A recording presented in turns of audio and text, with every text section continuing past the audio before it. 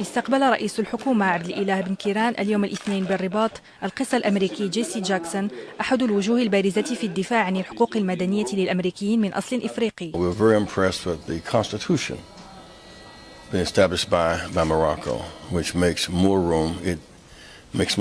نحن جد معجبين بالدستور المغربي الذي مكن من توسيع دائرة الديمقراطية في المملكة، ونحن نأمل أن نوسع مجال تعاوننا ليشمل البلدان الإفريقية الجارة. إفريقيا قارة تنمو والديمقراطية في تقدم في هذه القارة. إن الالتزام باحترام حقوق الإنسان يشكل خطوة جيدة نحو الأمل.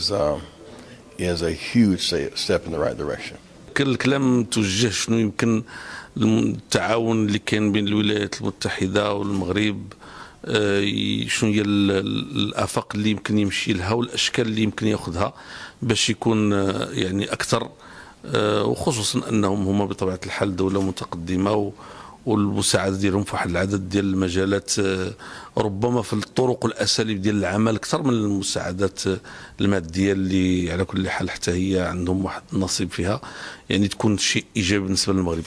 وستتواصل زيارة القس جاكسون بالمغرب إلى غاية 7 غشت الجاري، كما سيلتقي خلال هذه الزيارة مع وزير الشؤون الخارجية والتعاون سعد الدين العثماني ومع عدد من الشخصيات وكذا مع ممثلي المجتمع المدني.